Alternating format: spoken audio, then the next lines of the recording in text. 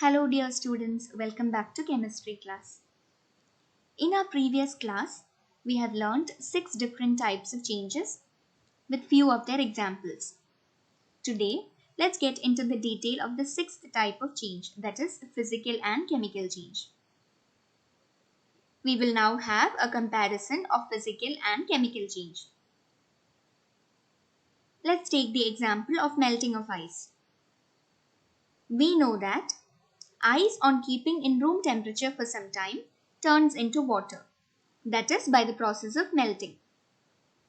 And water on heating forms water vapors by the process of vaporization. And water vapors on condensation forms water again. And water on freezing gives back ice. So here we see that the change in state of matter is only a reversible change. And therefore, it is only a temporary change that is happening. This is the case of a physical change. But look into this picture.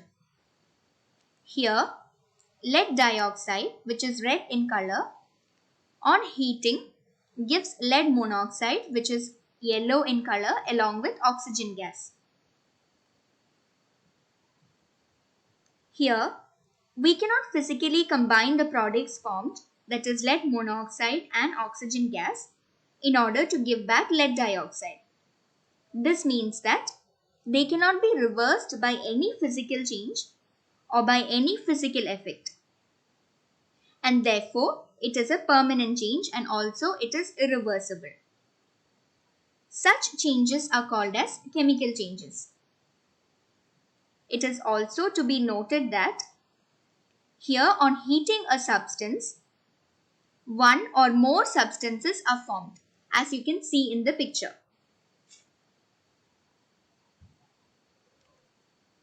We have also noticed that here in the melting of ice, there is no new substance formation. We see that it is water itself that is present in different forms even after the change in state. That is, ice, which is chemically present as H2O, and water is also chemically present as H2O. But here we notice the formation of new products.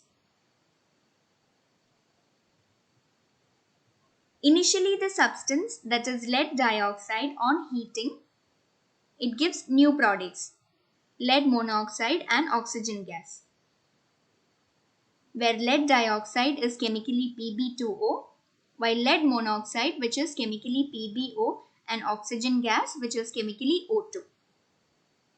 And therefore, we conclude that in case of physical changes, there is no new substance formation, but in case of a chemical change, new substances are formed.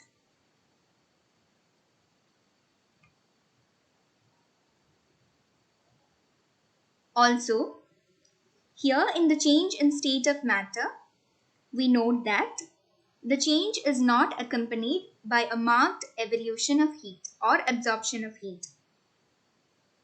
That means here the heat energy applied only changes the kinetic energy of the particles. That is, it can only bring a change in the movement of the particles.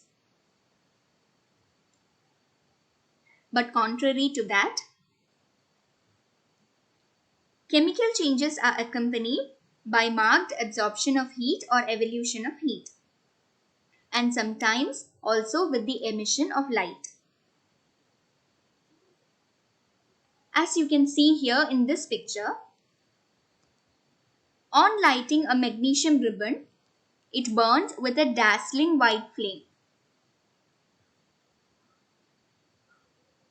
which means there is noted emission of light here, and also there is evolution of heat. And also it is to be noted that this change cannot be reversed back into the same magnesium ribbon. So we say a chemical reaction has taken place here. and therefore we call it as a chemical change. Likewise, on burning a candle, both physical and chemical changes occur. Let us see how it is. Melting of wax is a physical change. It is only temporary and a reversible change. On lighting a candle, the wax absorbs heat energy and it gets converted into the molten wax, as you can see here. And this molten wax, on cooling, it resolidifies back into the original state. The change has happened only in the physical state and also in the appearance. The original substance, that is wax, which is chemically represented as CXHY, that is X number of carbon atoms and Y number of hydrogen atoms.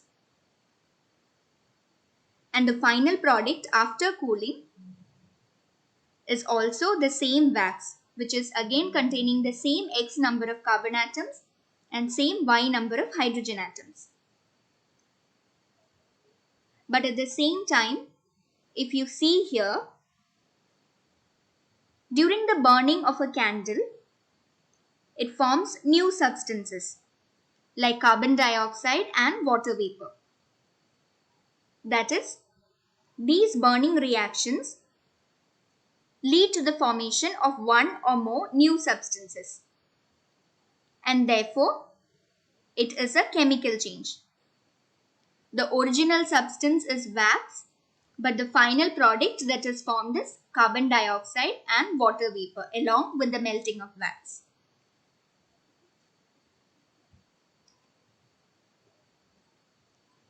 Next, let us see the next example. We add salt to water and dissolve it. Now, if I want this salt back, how can I get it back? I can carry out a process called as distillation. Now, what happens in distillation?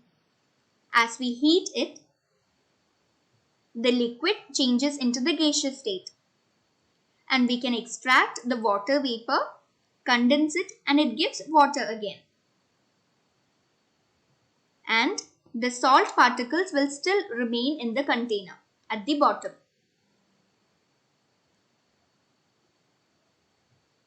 So, here the change is reversible and also it is temporary.